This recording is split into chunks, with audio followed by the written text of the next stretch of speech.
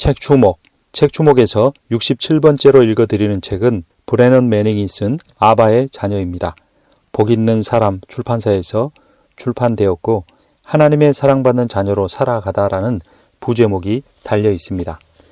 마음속에 한 가지 목적을 품고서 아바의 자녀를 쓰기 시작했다. 일찍이 신학교에 들어가 사제서품을 받도록 내 마음에 불을 지폈던 그 열정을 되찾고 싶어서였다. 그 과정에 깨달은 것이 있다. 침묵과 연구의 시절, 내가 원하던 모든 것은 하나님과 사랑에 빠지는 것이었다는 사실이다. 나의 나 된 것이 모두 은혜이며 내 힘으로는 은혜를 받을 수조차 없음을, 은혜를 받는 것조차 선물이기에 곧 은혜를 붙드는 은혜도 은혜이기에 이 사실을 망각하게 된다. 하나님의 넘치는 사랑에 어쩔 줄 몰라 하며 그 순전하고도 분에 넘치는 풍성한 선물에 진심으로 감사드려야 옳건만 거꾸로 내 성취에 대한 뻔뻔스러운 만족감과 든든한 영적 우월감이 내 심령을 파고든다. 거짓 자아는 종잡을 수 없고 교활하며 매혹적이고 거짓 자아는 아바의 사랑받는 자녀라는 내 참 자아를 버리라고 나를 다그친다. 최근 몇 년간 내게 가장 큰 어려움은 거짓 자아를 예수님의 임재 안에 가져다 놓는 일이었다. 난 아직도 거짓 자아를 질책하는 곧 자기중심적인 그를 무자비하게 때리며 혼자 풀죽고 낙심에 빠져 그간의 내 영적 생활이 자기 기만과 환상이 지나지 않았다고 매도하는 경향이 있다. 우리는 거짓 자아를 그 숨은 데서 불러내 예수님께 드려야만 한다. 그렇지 않으면 절망감, 혼란, 수치심, 패배의식이 아침부터 저녁까지 우리를 쫓아다닐 것이다. 아바의 자녀 지필은 내게 깊은 영적 체험이었다.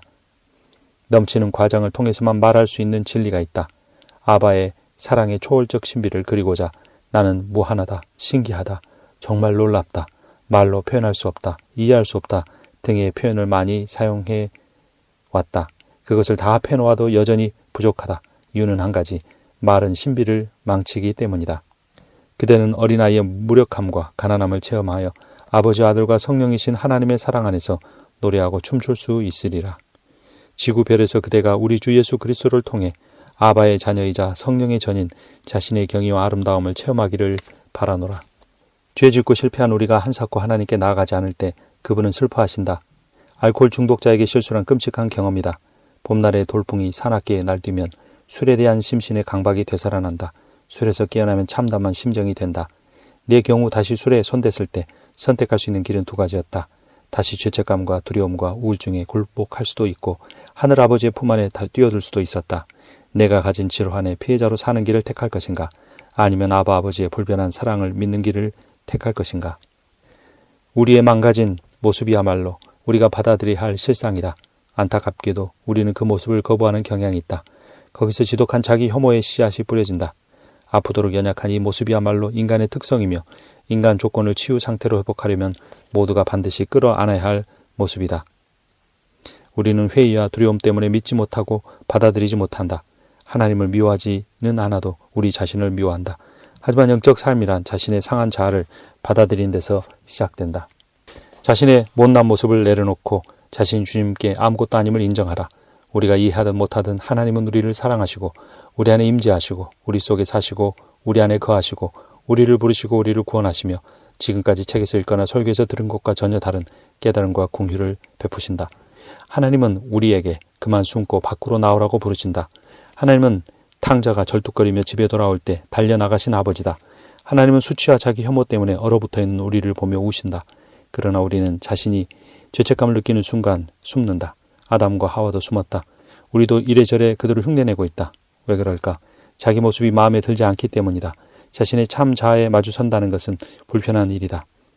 이렇듯 달아난 노예처럼 우리는 자신의 실상을 피해 달아나거나 아니면 거짓 자아를 만들어낸다. 거짓 자아는 다분히 훌륭하고 꽤 매력있고 비상적으로 행복하다. 우리는 자신이 알거나 느끼고 있는 자아를 그보다 무난할 듯한 다른 모습 속에 감춘다. 사람들에게 보이려고 예쁜 가면을 쓰고 그 뒤에 숨는다. 그러다 시간이 지나면서 우리는 자신이 숨어 있다는 사실조차 망각한 채 예쁜 가면이 자신의 참 모습인 줄 착각한다. 그러나 하나님은 우리의 참 자아를 사랑하신다. 하나님은 아담을 부르신 것처럼 우리도 숨지 말고 나오라고 부르신다. 아무리 영적 화장을 짓게 해도 우리가 하나님 앞에 더 멋있어질 수는 없다. 머트는 우리가 하나님과의 관계의 가장 깊은 실책 속에 들어가지 못하는 까닭은 자신이 그분 앞에 철저히 아무것도 아님을 잘 인정하지 않기 때문이라고 말했다. 우리를 존재케 하셨던 그분의 사랑은 지금 우리를 자기 혐오에서 나와 그분의 진리 안으로 들어서라고 부르고 계신다. 예수님은 말씀하신다. 지금 나한테 오라. 나는 다함없는 긍휼과 무한한 인내와 감당 못할 용서와 잘못을 기억하지 않는 사랑으로 내 구주가 되고 싶다. 나를 내 구주로 인정하고 받아들여라. 너 자신에 대한 내 기분을 나한테 더 이상 투사하지 마라. 지금 이 순간 내 삶은 상한 갈대지만 나는 너를 꺾지 않겠고 너는 꺼져가는 등불이지만 나는 너를 끄지 않겠다. 너는 가장 안전한 자리에 있다. 그것은 나의 사랑의 자리이다. 오늘날 교회의 가장 충격적인 모순 가운데 하나는 예수님의 많은 제자들이 자신을 지독히 싫어한다는 것이다. 그들은 타인의 단점에 대해서는 꿈도 꾸지 못할 만큼 자신의 단점을 역겨워한다. 자신의 평범함에 넌더리를 내며 자기의 기복에 혐오감을 느낀다. 사탄의 최고의 무기는 우리가 가져야 하는 낮은 자존감, 열등감, 자괴감, 못난 기분이다. 놀라운 영적 체험과 하나님 말씀에 대한 지식에도 불구하고 많은 그리스도인들이 그 감정에 속박되어 있다. 그들은 하나님의 자녀라는 자신의 신분을 알면서도 끔찍한 열등감에 묶여 헤어날 줄 모르며 자기가 쓸모없는 존재라는 의식에 깊이 사로잡혀 있다. 세월이 갈수록 우리 삶의 최대의 덫은 성공이나 인기나 권력이 아니라 자기 거부라는 사실을 깨달아야 한다. 물론 성공과 인기와 권력도 큰 유혹이 될 수 있으나 그 유혹의 힘은 자기 거부라는 훨씬 더 큰 유혹의 일부로서 발휘될 때가 많다. 자신이 사랑받지 못할 쓸모없는 존재라는 음성들을 우리가 믿을 때 성공과 인기와 권력은 그만큼 매력 있는 대안으로 다가오기 쉽다. 하지만 진짜 덫은 자기 거부다. 누군가 자기를 비난하거나 흠잡을 때, 내가 거부당하거나 혼자 남거나 버림받을 때 그 즉시 찾아오는 생각은 이것이다. 거봐, 내가 못난이라는 것이 다시 한번 입증됐잖아. 나는 하등 쓸모없는 자다. 나는 옆으로 밀려나 잊혀지고 거부당하고 버림받아 마땅한 존재다. 자기 거부는 영적 삶의 최대적이다. 우리는 사랑받는 자라 부르시는 거룩한 음성에 역행하기 때문이다. 사랑받는 자라는 사실이야말로 우리 존재의 핵심 진리다. 이러한 말을 사탄은 우리에게 계속해서 거짓을 말하고 유혹한다. 그러나 예수님의 친밀하고 진심 어린 긍휼을 경험할 때 우리는 자신에게 너그러워지는 법을 배운다. 자아의 성에 침투해 들어오는 예수님의 불강력적인 애정을 수용하는 만큼만 우리는 우리 자신을 향한 소압을 향해서 벗어날 수 있다. 그리스도는 우리가 우리 자신에 대한 태도를 바꾸기 원하신다. 우리의 자기평가를 버리고 그분 편에 서기 원하신다. 사탄은 우리에게 이렇게 말한다. 더 이상 진짜 네가 되어서는 안 돼. 아무도 진짜 너를 좋아하지 않아. 모든 사람이 칭찬할 만한 아무도 모를 새 자아를 만들어야 돼. 그래서 나는 착한 아이, 곧 인사성 밝고 예의 바르고 주제넘지 않고 공손한 아이가 되었다. 열심히 공부해 우등생이 되었고 고등학생 때 장학금도 받았다. 그러나 깨어있는 시시각각 나는 버림받을지 모른다는 두려움, 내 곁에 아무도 없다는 의식에 휘달렸다. 완벽한 행동이 내가 그토록 바라던 인정과 칭찬을 가져다 준다는 것을 나는 배웠다. 나는 수두려움과 수치를 안전거리에 두고자 무감각지대를 맴돌았다. 여태까지 철제 뚜껑이 당신의 감정을 덮어 거기 접근하지 못하게 했습니다. 내 치료자의 기적이었다. 그동안 내가 대중 앞에서 내밀었던 거짓자는 그런 것에 무관심한 채 태평했다. 내 머리와 가슴의 엄청난 격리는 사역기간에도 계속되었다. 18년간 나는 하나님의 긍휼과 무조건적 사랑의 깊은 소식을 전했다. 머릿속으로는 철저히 확신했지만 가슴으로는 느끼지 못한 채 말이다. 나는 사랑받는다고 느껴본 적이 없었다. 그러한 고통 가운데 묵상하던 열흘째 눈물샘이 터져 흐느낌으로 변했다. 무너짐은 돌파구로 이어질 때가 울고 애통하는 자는 복이 있나니. 그렇게 슬픔을 잔을 마시면서 놀라운 일이 벌어졌다. 멀리서 음악과 춤소리가 들려온 것이다. 나는 절뚝거리며 집에 돌아온 탕자였다. 구경꾼이 아니라 당사자였다. 거짓자가 사라졌고 나는 하나님의 돌아온 자녀로서 내 참 자아를 만났다. 칭찬받고 인정받으려던 내 욕구가 가라앉았다. 전에는 매사를 완벽하게 해내지 않는 한 자신이 안전하게 느껴진 적이 없었다. 완벽해지려는 열망이 하나님을 향한 내 열망을 능가했다. 뭐 아니면 도의 사고방식에 지배당하던 나는 연약함을 못난 모습으로 기복을 겁나는 일로 해석했다. 나는 긍휼과 자기 수용을 부적절한 반응으로 일축했다. 패배감과 열등감에 지칠 대로 지친 나는 자존감을 잃었고 그리하여 경미한 우울증과 무거운 불안 증세가 찾아왔다. 무의식 중에 나는 나 자신에 대한 감정을 하나님께 투사하고 있었다. 나 자신이 고매하고 너그럽고 사랑 많고 상처나 두려움이나 눈물 따위는 하나도 없는 완벽한 존재로 보일 때만 하나님이 안전하게 느껴졌다. 그러던 어느 날 아침 예수님은 완벽주의 행위에 휘장을 걷어주셨다. 용서받고 자유를 얻은 나는 집으로 달려갔다. 내 곁에 계신 분이 있음을 알았기 때문이다. 하나님의 집요한 불가항력적 사랑에 대해 그동안 내가 말하고 글로 썼던 모든 표현이 드디어 내 것이 되어 느껴졌다. 영혼 깊이 잠긴 내 뺨으로 눈물이 흘러내렸다. 그날 아침 나는 말이란 실체에 비하면 지푸라기에 지나지 않는다는 사실을 깨달았다. 나는 하나님의 사랑을 가르치기만 하던 자리에서 아바 아버지의 기쁨이 되는 자리로 도약했다. 나는 무서운 감정과 작별하고 안전한 감정을 샬롬으로 맞이했다. 자신이 안전한 자리에 있다고 느낀 것은 무슨 말일까? 안전하게 느낀다는 것은 머릿속으로 살던 삶을 멈추고 가슴으로 내려가 그분이 날 좋아하시고 받아주심을 느끼는 것이다. 더 이상 숨을 필요도 없고 책, 텔레비전, 영화, 아이스크림, 얄팍한 대화로 산만해질 필요도 없다. 과거로 도피하지도 않고 미래로 달아나지도 않고 현재 순간에 머무는 것, 지금 현재에 대해 깨어있어 집중하는 것이다. 안절부절 못하거나 과민해지지 않고 편안한 느낌이다. 남들을 감동시키거나 호감을 사거나 나한테 시선을 끌 필요가 없다. 자신이 의식되지 않은 상태, 나 자신과의 존재로운 존재 양식, 세상에서의 새로운 존재인 양식, 다음에 무슨 일이 벌어질지 불안하지 않고 두렵지 않고 침착한 상태, 사랑받는 소중한 존재, 함께 있는 것 자체가 목표인 상태이다. 우리는 거짓 자아로부터 벗어나야 한다. 거짓 자아는 혼자 있는 것을 겁낸다. 안팎으로 침묵에 잠기면 자신이 아무것도 아님을 깨닫게 된다는 것을 잘 알기 때문이다. 그렇게 되면 자신이 텅 빈 존재라는 사실만 남고 모든 것이 사라진다. 자신이 모든 것이라고 주장하는 거짓 자아에게 이런 깨달음은 곧 파멸과 같다. 분명 거짓 자아는 기도 중에도 좀이 쑤셔 가만히 있지 못한다. 그는 흥분을 갈망하며 감정 변화의 체험을 탐한다. 그는 남의 시선을 놓치면 침울해진다. 거짓 자아는 하나님의 음성을 절대 듣지 못하기에 좌절한다. 듣지 못할 수밖에 없다. 하나님 입장에서는 아무도 보이지 않으니 말이다. 하나님한테서 나오지 않는 모든 정체에게 기도란 죽음이다. 침묵과 고독은 죽음을 떠올리기에 거짓 자아는 거기서 도망친다. 철저한 침묵과 누구도 닿지 않는 홀로됨이야말로 삶을 제대로 살고 있다는 두 가지 신호다. 반면 활동과 생생한 소통은 삶의 표출이기도 하지만 동시에 우리로 하여금 어느 날 인생이 끝난다는 사실을 보지 못하게 만든다. 혼자 있음을 두려워하지 말라. 그 혼자 있는 곳에 주님이 함께 계신다. 영성이란 무엇인가? 삶의 한 부분이나 부분적인 영역이 아니다. 영성이란 생활 방식 자체이다. 믿음의 비전으로 살아가는 삶의 과정이다. 신성함이란 내 참 자아를 발견하고 그것을 지향하며 그대로 살아가는 데 있다. 최고의 영적 성숙이란 보통 사람, 곧 온전한 인간이 되는 것이다. 먹고 마시고 잠자고 자전거로 시골길을 누비고 숲속을 걷고 가르치고 기도하는 것이다.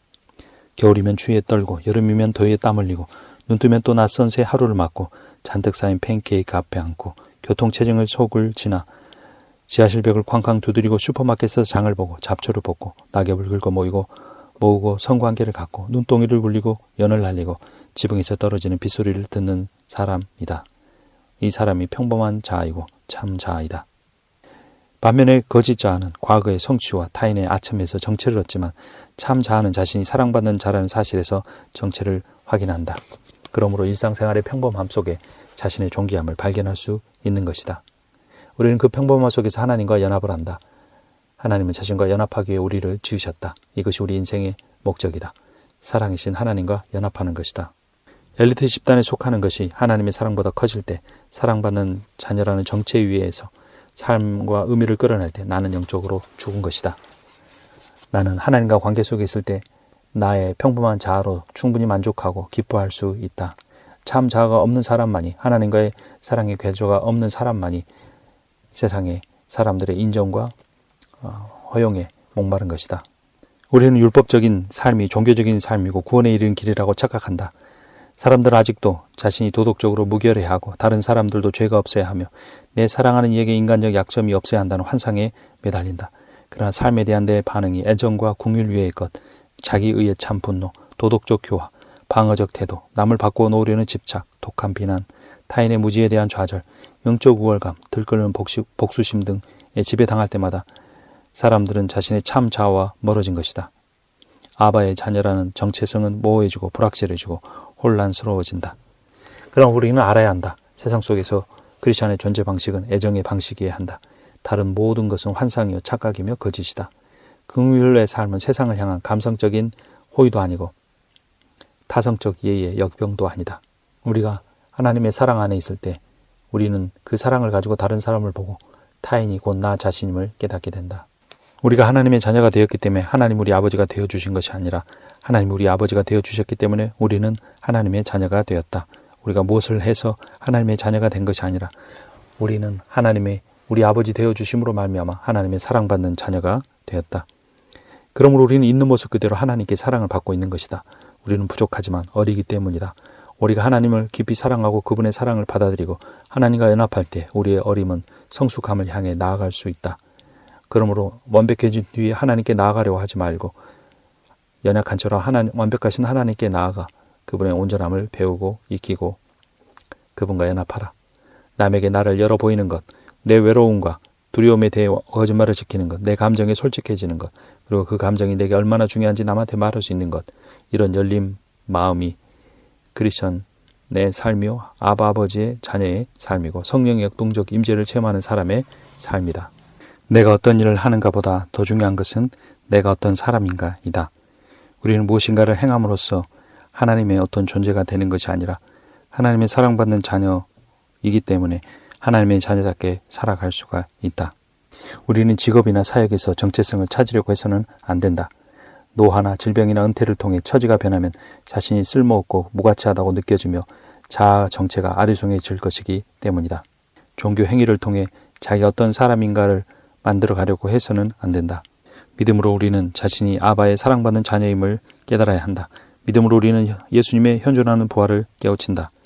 예수님이 이 사실을 우리에게 깨닫게 해 주기 위하여 인간이 되셨다. 말구 위에 먹이통에 놓이셨다. 그리고 다른 사람들을 섬기고 사랑하는 삶을 사셨다. 마지막 십자가를 지시기 전날 제자들의 발을 씻겨주셨다. 그리고 이렇게 말씀하셨다. 내가 주와 또는 선생이 되어 너희 발을 씻었으니 너희도 서로 발을 씻어주는 것이 옳으니라. 예수님의 말씀을 듣고 순종하는 것이야말로 요한이 알고 사랑했던 랍비의 심장 박동을 듣는 일이다. 예수 그리스도의 가슴에 당신의 머리를 기대어 보라. 그분의 심장 박동 소리가 여러분들을 향하여 사랑한다고 말할 것이다. 당신의 가장 더러운 발을 씻으셨던 그분의 사랑의 발이, 사랑의 손이 십자가에 못 박혀 피를 흘리셨다. 예수 그리스도의 사랑과 섬김은 당신이 얼마나 존귀한 존재임을 깨닫게 한다. 예수님의 죽음만큼 여러분들의 모든 죄는 사함을 받았으며 예수님의 부활하신 만큼 여러분들의 생명은 창조의 원형을 회복하는 기쁨을 누리게 될 것이다. 책 주목이었습니다.